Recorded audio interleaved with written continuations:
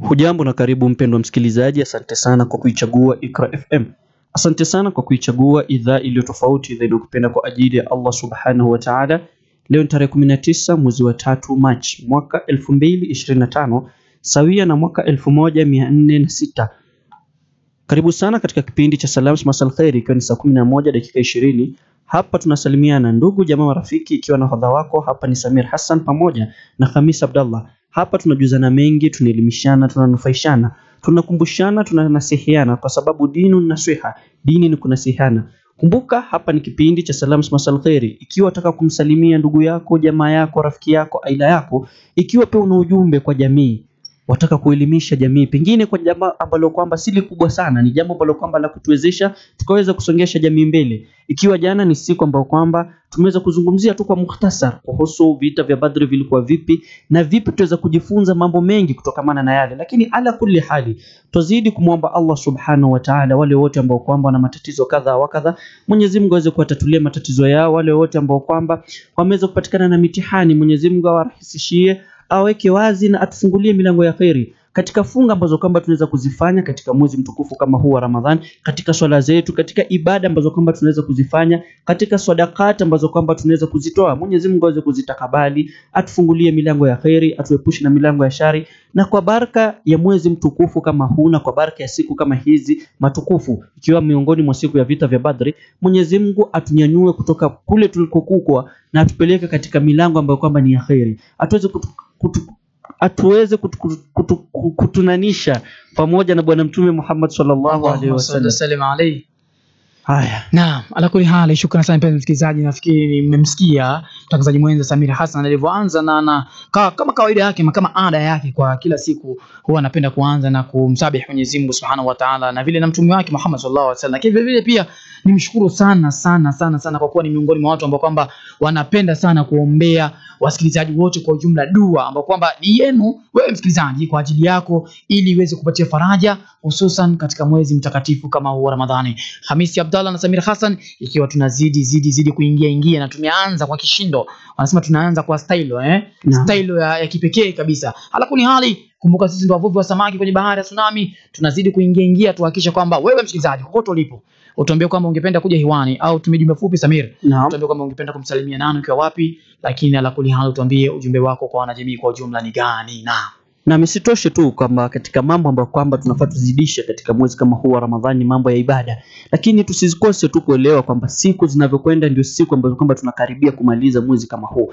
Isitoshe tunafaa tujiulize tumefikia kiwango gani kuelekea kwamba hii Ramadhani tunavyoipeleka tuona tuipeleke kwa uzuri. Ukiangalia katika kila siku inavyokwenda, inamaanisha Ramadhani tuiaga, inamaanisha siku za pia sisi kuondoka hapa duniani inaenda karibia. La kulli hali tuombe siku ambayo kwamba tutatoka hapa duniani tuondoke kwa kalima ya la ilaha illa Allah Muhammadur Rasulullah. Lakini la msingi, ikiwa leo ni siku ya 18, wengine ni siku ya 19, tunaenda vipi na mwezi kama huu wa Ramadhani? Sasa hivi tunakaribia kumaliza 10 la pili. Je, tumefikia kiwango gani? Hatujui kama iwapo mwaka ujao, Ramadhani ijayo, tutakuwa ni wenye kuipata Ramadhani kama hii. Tujiangalie sisi, kuna jambo ambalo kwamba limeweza kutubadilisha katika mwezi kama huu. Ikiwa ni funga yako ambayo kwamba umeweza kufunga, je, umefunga kinjaa ama umefunga kiroho? Umeweza kufunga ambayo kwamba umeifanya ukaona ni funga ambayo kwamba unaweza kusema kwamba ni funga ambayo kwamba ni nzuri? Funga yako je, ina mambo ambayo kwamba yanatoa yale ni khairi katika kufunga? Unaweza kuwa umefunga lakini pengine huswali, unafunga pengine husomi Qur'an, unafunga pengine hutamki maneno mazuri, huzungumzi maneno mazuri, masikio yaweze kusikia maneno mazuri. Mambo kama haya, vitu kama hivi tutakikana tuwe navyo. Tutakikana tuwe ni watu ambao kwamba katika mwezi kama huu tunaipamba kwa sifa aula. Tuipamba kwa sifa ambazo kwamba ni nzuri. Na sifa kama hizi tutaipata katika vitu ambavyo kwamba viko tumeshteremshiwa katika mwezi kama huu. Ikiwa ni Qur'an, tunaomba tusome sana Qur'an. Tulete sana adhkar katika mwezi kama huu. Tuwe ni watu ambao kwamba tutamke kiasi lakini tusikilize kwa mengi. Kuna fawaid nyingi tuzipata katika mwezi kama huu. Kuna madarasa mengi, ikiwa ni darasa la tafsiri, darasa la nini, vitu kama hivi ndio vitu ambavyo kwamba tunatakiwa tuvijenge katika mwezi kama huu. Tusiwe na vitu ambavyo kwamba tuvifanye havina maana. Tusitumie wakati wetu kuwatch vitu ambavyo kwamba vitatupotezea muda wetu. Kwa sababu ni kitu ni once in a lifetime. Ndio. Sasa hivi tukaribia pengine tuitafute ile Lailatul Qadr. Ya Rabbi, tuomba katika usiku kama ule tuweze sote inshallah. Sasa vitu kama hivi vikupate pengine bado uko katika usingizi umelala. Tunaambiwa atafutaye hachoki, akichoka kishapata. Je, tumeshapata sisi? Sasa vitu kama hivi katika mwezi kama huu ni vitu ambavyo kwamba tutatakikana tuvitolee jasho kwa mhanga wa juu sana. Kwa sababu ikiwa tutaraji Allah subhanahu wa ta'ala atakuwa ni mwenye kutusikiza, Mwenyezi Mungu atakuwa ni mwenye kutuangalia kwa jicho la hurma, ni pia na sisi kwa upande wetu tu kwenda kwa bidii. Tutakikana yani tusiwe ni wenye kuchoka. 0727444454 0738648881. Iqra FM, hello.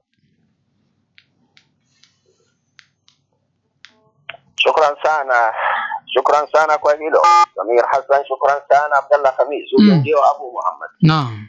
Bismillah, thumma salatu wassalamu ala al-habib al-Mustafa Muhammadin alayhi salatu wassalam.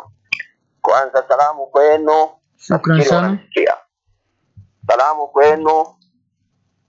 Unanisikia Samir? Nakupata vizuri sana. Salamu kwenu, bona unanyamaza basi. Salamu kwenu. Naam. Umma kwa jumla. Naam. Waislamu na wasio kwa Waislamu. Naam. Naanza na Badr hapo. Jana ulizungumza juu ya Badr. Na mimi naanza nalo hiyo al-Badr. Vita ya Badr, vita ya family. Vita ya Badr. Utakuta baba iko pande ya Mustafa, kijana iko pande ya Abu Jahal. Jeshi mbili nakutana, Jeshu Rahmani ya Jeshu Shetani. Jeshu Rahman anaongoza na Mustafa Muhammad alayhi salatu wassalam. Jeshu Iblis anaongoza na Abu Jahal. Angalia abla, manake family, vita ya family.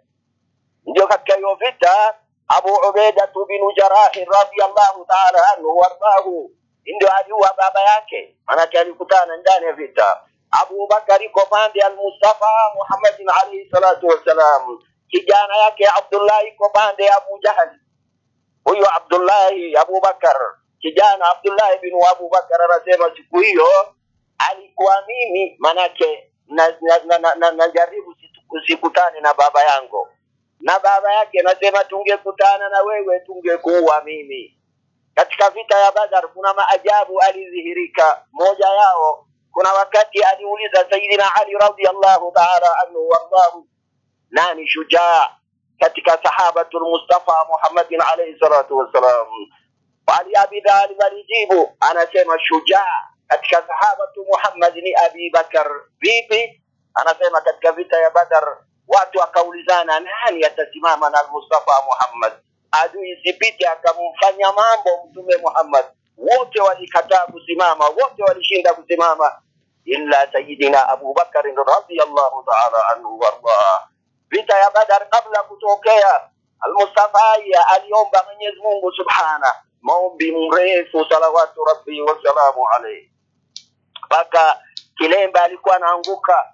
Abu Bakar ndio anarudisha katika maombi yake, alifunga na hii, alisema intuhlika hadil asabata ya rabbi, hawa watu kishindwa, watu wana farasi mbili, watu wanagamia 50, watu chakula yao ni tende na maji, kishindwa falan tu'bada fil ardh.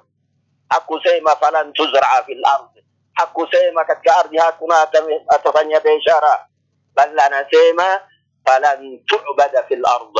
Mwenyezi Mungu akamwambia basi ndio hiyo, ndio malaika anashukishwa hapo alayhi salatu wasalam katika maombi yake hiyo. Katika vita ya Bahar maajabu alitokea. Abu Jahal alituma mtu yake kuangalia idadi ya Waislamu ni wangapi, hawa Waislamu wanapigana na sisi ni wangapi. Jamaa kaenda akachunguza, kisha akarudi kwa Abu Jahal akamwambia idadi yao 300 na kitu, chakula yao ni tende na maji, kisha na farasi mbili, kisha na gamia 50. Na ajabu wao walikuwa kila siku nakula gamia 9 na farasi sijui 200, gamia sijui ni ngapi hawa, lakini hawa ni hivyo. Lakini jamaa akasema kuna vitu viwili niliona kwa watu wa Muhammad. La kwanza, watu ya 300 hawa kila moja anataka kufa, mimi na wewe tunataka kurudi. Vipi tutapigana na watu wanataka kufa? Hilo ndio linakosekana kwa umma leo. La pili ya ajabu anasema kila moja anataka afe ndugu yake abaki katika ardhi hii. Hiyo si wanabatikana leo watu 314 anasimama mbele ya dunia leo, bilioni 2 ya Waislamu mbele yao na chinja watu, Gaza na chinjwa, maji yamekatiwa, chakula yamekatiwa, kila kitu yamekatiwa. Watu wale ndio wanachinja, wanaosema la ilaha illa Allah, na sisi tunaimba, na sisi tunacheza, na sisi tunasikia maimbo. Subhanallah, angalia dunia vile inabadilika. Allahu akbar, ni maajabu hiyo. Kwa hivyo yule jamaa anasema mimi naondoka, sitabigana na hawa watu, alikimbia. Ndio Abu Bakar alisema wakati fulani tupende kufa ili tuishi katika dunia watukufu. Naam. Umma leo umedhalilika. Qur'ani inasoma hafatiliwi. Qur'ani anasoma hatendi. Mali gani leo dunia anahukumiwa na Qur'ani katika ulimwengu wa Kiislamu yenyewe? Hakuna. Sasa kukutana kusoma Qur'ani, kuimba na Qur'ani una faida gani? Ana faida lolote. Na hadithi na hadithi al-Mustafa ya Muhammad alayhi salatu wasalam anasema mimi nagoba rubba qarin yaqra'u al-Qur'ana wal-Qur'ana yal'anu. Wenda yule anasoma Qur'ani na Qur'ani analaani. Na fikiri ndo zama yetu hivi sasa. Mwenyezi Mungu aongoze umma, anusuru madugu zetu. Sallallahu ala al-habib. Assalamu alaykum wa rahmatullahi wa barakatuh. Wa alaykum assalam wa rahmatullahi wa barakatuh. Haya msikilizaji, hala kwa tulipokumbuka tumeshusha pumzi kwa namna ama kwa mno ama kwa muda kama dakika 2 hivi kama sio kusema 3 kumsikiza Abu Muhammad akiwa anatupatia fawaidi kubwa sana za kimaisha na faida ambayo jana tumetoka kutoka kuradhi msikilizaji kuongelea kisa cha Badr ambacho kwamba kimekuwa na mafunzo mingi makubwa na mingi ambayo kwamba ni ya kutulia mkazo na ya kuangalia kwa jicho la karibu sana. Na nashukuru sana mzee wetu amekuja pia hewani vile vile na kukumbusha. Kwa hivyo ni kukumbushana. Fadhakir fa inna dhikra tanfa'ul mu'min. Kwa hivyo tukumbushane ili tuwe tupate faida kwa waumini, ili faida iwe zaidi na zaidi kwa kila mchaji Mungu. Naam.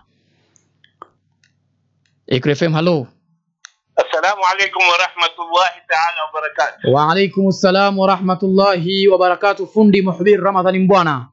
Asante sana kijana Khamis Abdalla. Shukran kwa Samir Hassan. Naam. Mashaallah, nyinyi ni mapacha bora, mkiwa studio mambo yanakwenda vizuri. Shukran sana. Salamu kwenu na kwa jopo zima la Radio Ikra pamoja na meneja wenu. Salamu zifike kwa rais wa mashabiki Sheikh tunayemwenzi na kumpenda Hafidhullah al-Alama Sheikh Abu Muhammad aliyekuwa hewani.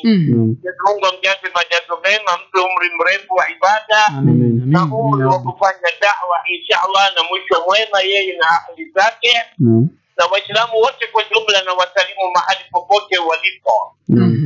Napenda nikichangia kadhia inayoendelea Gaza kama alivyosema Sheikh Abu Muhammad. Ni mambo ya kusikitisha sana katika ulimwengu wa Kiislamu. Ndio. Hivi tunaelekea katika 10 la mwisho la mwezi wa Ramadhani. 10 ambalo ndilo bora kuliko makumi yote. Ndio. Tuwakumbuke sana hawa ndugu zetu. Tujitahidi sana usiku tukiamka tuwaombee sana, sababu hawa ndio Waislamu wa kweli, wanavumilia kila aina ya mitihani. Nikimalizia hii Qur'ani tunaisoma kama alivyosema Sheikh Abu Muhammad. Tumeweka leo mashindano ya Qur'an, hakuna ubaya. Lakini je, hii Qur'an tunatekeleza amri zake na mafundisho yake? Wakati wa Mtume sallallahu alaihi wasallam, Mtume alikuwa na tabia anafundisha aya 10 za Qur'an peke yake mpaka watu wazielewe, wazifahamu, wazifanyie kazi, ndio wataleta darasa nyingine.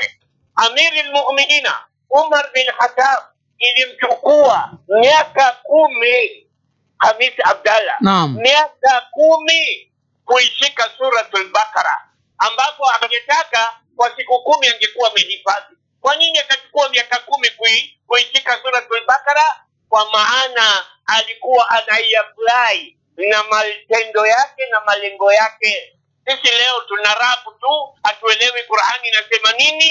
Tubadilisheni jamani, tujaribu kuwaige maswahaba.